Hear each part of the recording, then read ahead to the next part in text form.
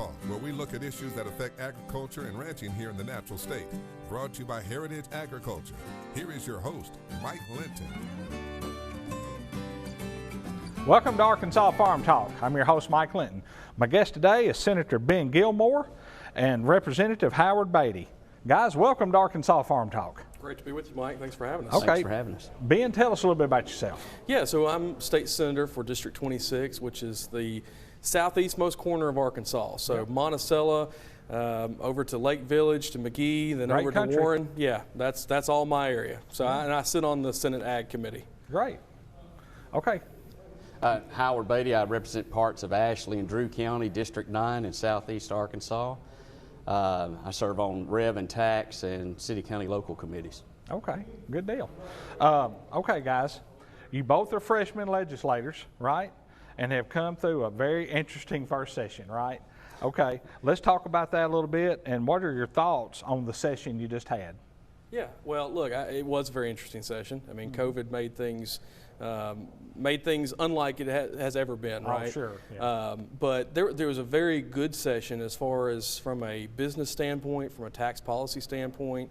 There was, just the issues being debated were issues very important to Arkansans. And so, as a freshman legislator that's a Republican, that I would consider myself a very conservative Republican, it was great for,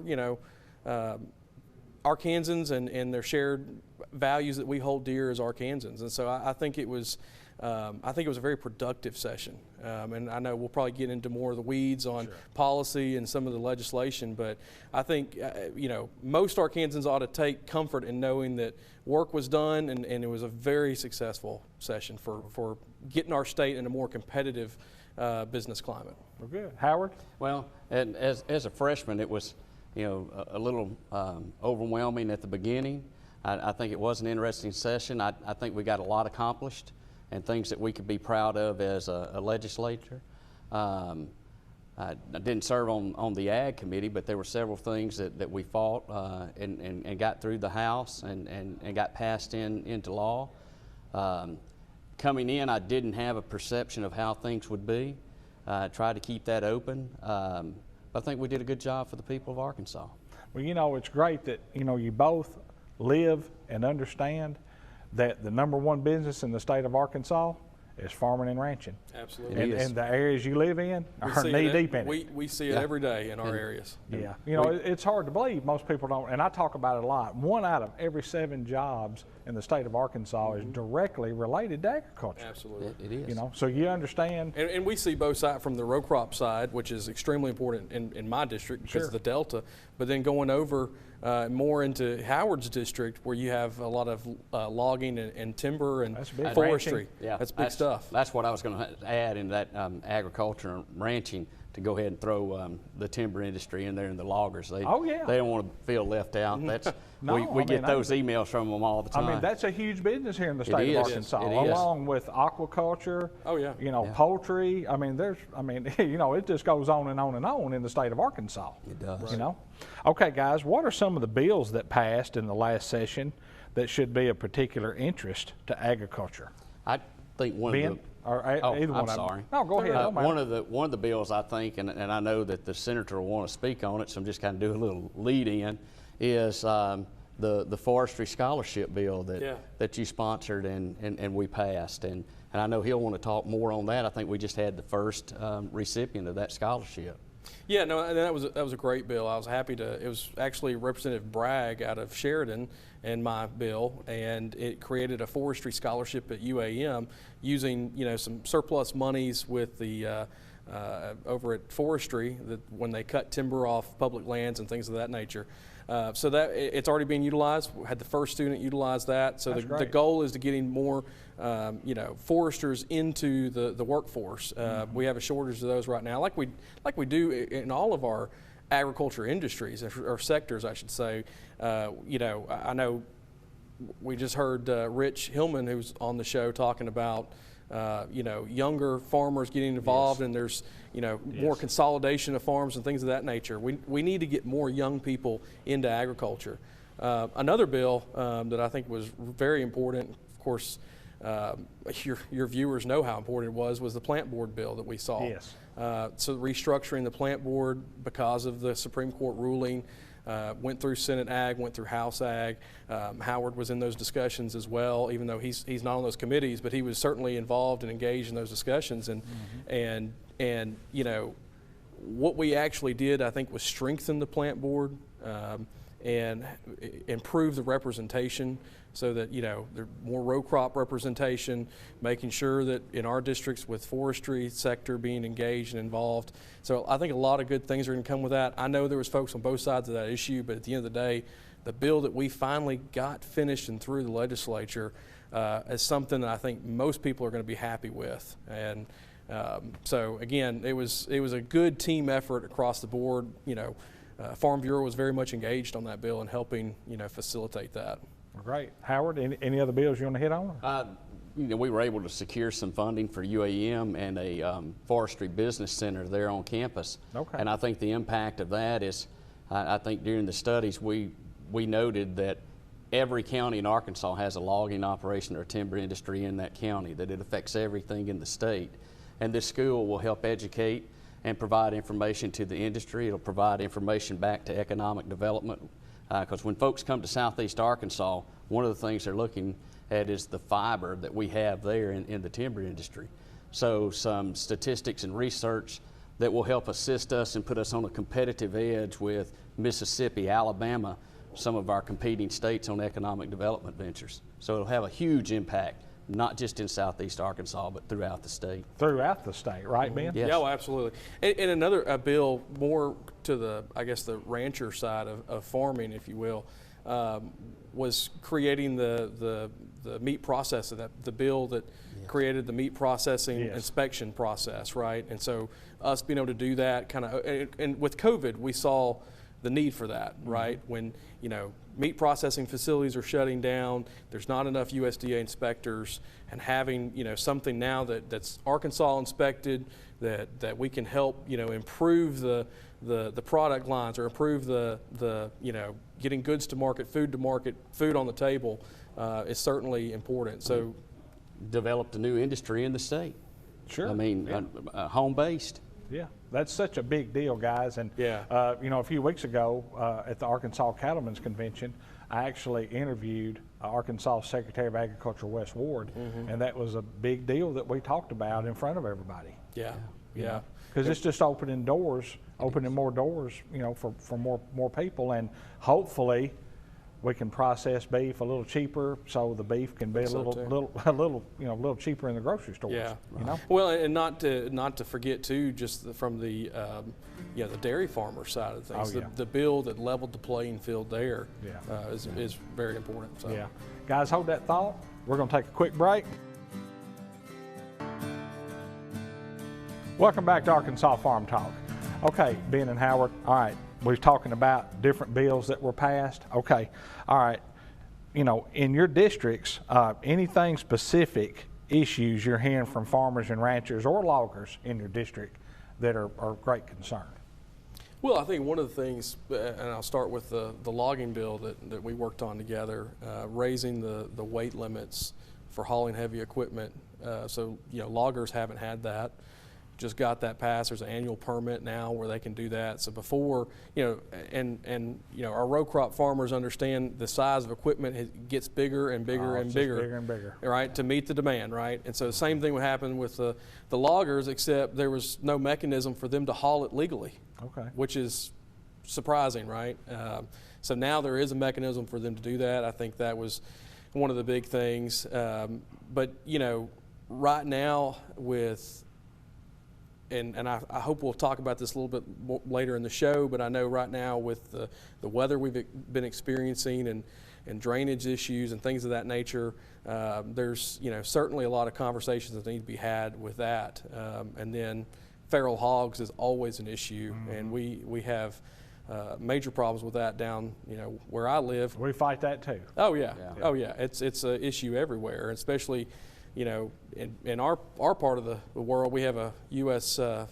Wildlife refuge there. Then hogs come and go off of it to the row crops, and, you know, certainly doing tons of damage. So, you know, that's an ongoing issue that, you know, doesn't seem to be a solution, a good solution as of yet. But I know, you know, we're working on it. We're talking about an ag committee now. But Howard, I mean, the senator covered most of the talking points. I would go back and say on the weight limit issue on the 104,000 on their equipment. You know, the stark difference that our farmers can drive that equipment to the next field and work, whereas our loggers can't because of distance and on the highways. And I think that was a good bill. There were a lot of folks behind the scenes that worked on that with the state agencies, and I know we spent a better part of a weekend or a Saturday out on the side of the highway with the highway department and loggers bringing that equipment in. And I think it was a good exchange between the folks that the rules impact and the folks that enforce the rules, and a better understanding that led to the passage of the bill on the 104,000. The other bill that we pushed was increasing the weight limit on for our loggers and granting a permanent extension of the 90,000 pound. Well, and hauling just resources, natural resources. Hauling the resource at 90,000 pounds. And that's something I think we're going to continue to fight for and work for. There, you know, we had county judges and others opposed to that because of the damage to roads, but you know, our assertion was that damage is already happening. Well, we got to be able to get the stuff up and down the road. That's right. But it still has commerce. to be done safely. That's right. And remember, our roads are for commerce. Sure. And you know, and we want to check all the boxes you just mentioned. Sure. But at the end of the day, I mean, things change, right?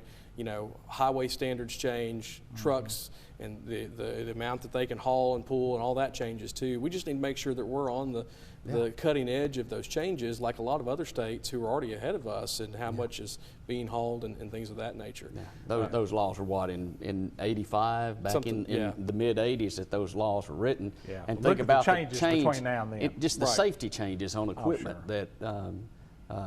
that have been enacted and the implemented. size of the equipment and everything else. Yeah. Well, you know, another thing that, and hit on this too, and you wouldn't necessarily think maybe it affects farming or agriculture, but it does. A bill that we had, the millings bill, that allowed for counties to get surplus millings from RDOT.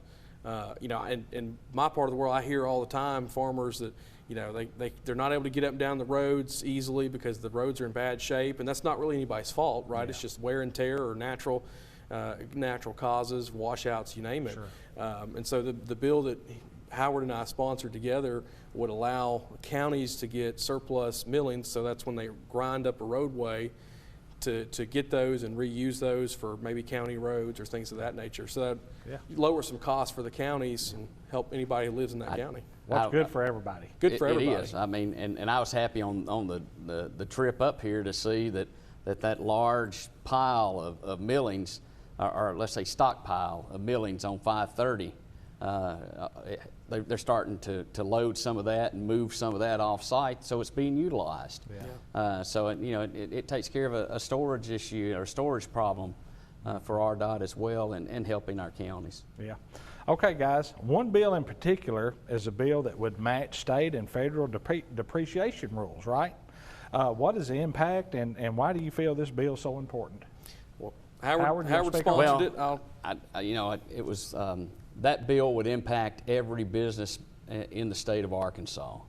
You know, right now, if you're an Arkansas business, you have to keep 2 depreciation schedules. You got to keep one for state depreciation, one for federal depreciation. Correct. Yes. The estimate would be that this bill alone would save Arkansas businessmen and women $4 to $5 million just in CPA and accounting fees on the maintenance of those depreciation schedules. Wow. Now, it does come at a big front end price tag on the initial years, but the key is that the net amount that would be deducted is the same. It's a net zero impact to the overall revenue of the state, but it's over years. So the first couple of years, there are larger impacts that would affect about $52 million the first year, and I think $96 million the second year. But the net is zero. So it's a good piece of legislation. It puts us on comparable terms with Other some states. of our neighboring states that have this. This And I is think good for our people, though. It's, Oh, it's good for absolutely. it's good for Arkansas business. Good for farmers, Yes. equipment, all those different things. Yeah. And one of the, business owners. Oh, Yes. and you know, one of the things that, and Howard and I, in talking about this bill, I used to work for Congressman Bruce Westerman. I used to do tax policies, was one of my fields. You used with to go to him. Washington and visit with him when I was Yeah. on the National Dealer Board. Great guy, Yeah. great guy. And so that was something I heard all the time from folks, whether it be business owners, farmers, ranchers, you name it, people saying this is a major problem. We are not competitive with other states. It's hurting us. And you know, at the end of the day, we could put more money back into our business and grow our business if we didn't have to do this. So, And from an economic development standpoint, a decision, anything that we can do that would give Arkansas an advantage is a bonus. And that could be the deciding factor between if I'm going to locate in Arkansas or I'm going to Louisiana, I'm going to Mississippi, I'm going to Missouri. Those are the decisions that need to be made, and it's just all around good policy. Yeah. And what better time to do it Yeah. than when you have the surpluses that we have in the state right now. Absolutely, and we have to take care of our Arkansas farmers, ranchers, and businesses. Mm-hmm. Keep the businesses at home, and let's help draw businesses in. Right? Exactly. Okay, guys, hold that thought. We're going to take a quick break. We'll be right back. Thought Farm Talk. Okay, guys, we were talking about depreciation schedules. Now let's hit on the taxes. Okay, you know, moving forward as it relates to the tax policy. Howard. Well, I think we first heard the tax policy statement from Lieutenant Governor Griffin when he said, hey, we should move to zero tax on the personal income tax He side. was sitting right in your seat and said that. And folks scoffed, they laughed and poked fun. And I said the other day to some folks, there's a time that it seems like there's an echo out of the Capitol. And right now that comment's being echoed by several candidates that are seeking office now. I think it's something that we're committed to moving toward, is lowering the tax burden on Arkansans. Again, it ties back to that surplus. That surplus is there because we underestimated the revenue sources that we were going to receive. You know, the money is better spent in the pockets of the Arkansans. Amen. Right? amen. Instead of government deciding where we need And to business, spend. you know, in our areas, one of the things that we look at is economic development, right? How do we grow jobs? How do we get more people doing business in our area? And one of the ways to do it that levels the playing field for everybody is income tax, right? If people have income, you know, what's one of the ways to benefit, you know, folks with income, get them to move to our state, is to lessen that burden. And you know, what Howard's talking about is, you know, there's a lot of a talk going on right now about it, and that's exciting because I think we're truly, you know, the governor gets credit for moving that down, but we're truly seeing, I think, the tidal wave of people saying, let's get to no income tax. We're going to move that needle down Let's go, brother. this year. Let's go, brother. Stay tuned this fall. I think we're going to get some of that done. That's awesome. Okay, guys, shifting topics, okay? We got, you know, we could sit here the rest of the day. Absolutely. Okay, both your districts were hit very hard a while back with flooding, right? Let's talk about that and what you've been doing to keep that in the forefront. Ben? Yeah. Well, you're right. We have been hit hard. I know farmers who've lost everything. Yeah. It's devastating, and especially 24. I mean, what? 24 inches of rain in 24 hours, or It was something unreal. basically like that. Yeah, Okay. and it was and it was a very isolated area too. So it just downpoured right there. But you know, going back to the statement of younger farmers getting in the field, some of these were first generation farmers. Yeah. You know, young families that They just can't take started. those hits. They can't take those hits, right? And so we've got to. And I made the statement with farmers in my district, visiting with them, because I had several meetings with them. The governor came down, had basically every member of the federal delegation through. Appreciate all of them and their interest. But one of the conversations that I had was, you know, I've working for a congressman, being in state government prior to being elected. I remember being there, you know, when we've had flooding in 2016, actually before that 2011, but 2016 had flooding again with the river flooding in 19. Now we're back here in 21, and we got to do something. Something has to change. And so the conversation that we've really helped start is, you know, with the federal funds coming to the state through the American Rescue funds, the ARPA funding, is how do we get some funds to help mitigate future flooding events, right? Because if you look back to the canals and everything that was built they're not built to handle that much water, and it's hard to build anything to handle that much water. Well, Sure. But in our levee districts and levee boards, they don't have the funding. They don't have the resources they need to maintain all of those channels that would But we've for got watershed. we've got a pot of money here that can be used for water mitigation, Well, flooding the other mitigation. thing, and I'm not trying to get off, but the other thing is, we're spending a tremendous amount of money on our roads, which we need to, Right. but we're building them up. Okay, where's that water going? Right, it's gotta I go can tell you right somewhere. now, when all that happened, it hit Stuttgart. We got 1.5 inches of water in our Stuttgarts. Oh yeah, Yeah. Okay, yeah. what are you going to do? You can't Yeah. plan for The water's got to go something like that. somewhere, and we've got to have the infrastructure to handle it.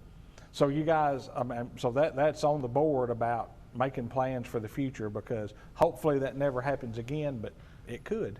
Yeah. You know. Well, and I'll give credit to Wes Ward, who's a great guy. And he's certainly, that's on the forefront of his mind. We've had conversations about it, the both of us with him, and he sits on that steering committee with those funds. And so there's a definite push there to try to direct I'm good those friends monies. with Secretary Ward. He's a great does guy. a great job. Absolutely. Yeah. Okay, guys. We didn't talk about half what we got stuff to talk about. Anything specific, Ben, you want to hit on? Well, look, I think this fall is going to be very important with redistricting coming up, and we'll be back in session talking about tax cuts and what we can do there, and we've got surplus of funds to do that. So I would just encourage your elected official. We need to keep moving the income tax down. Yeah. Howard? I would echo the move on personal income tax reduction. I'm going to go back to the depreciation bill. We've got those surpluses. Then let's do something for the individuals of Arkansas, but also Arkansas businessmen and women. That's great.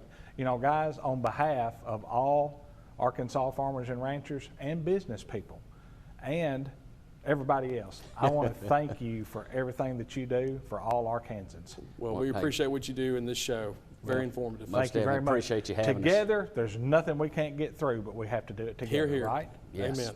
Okay. Thank you very much, guys. Thank you. We'll see you next week on Arkansas Farm Talk.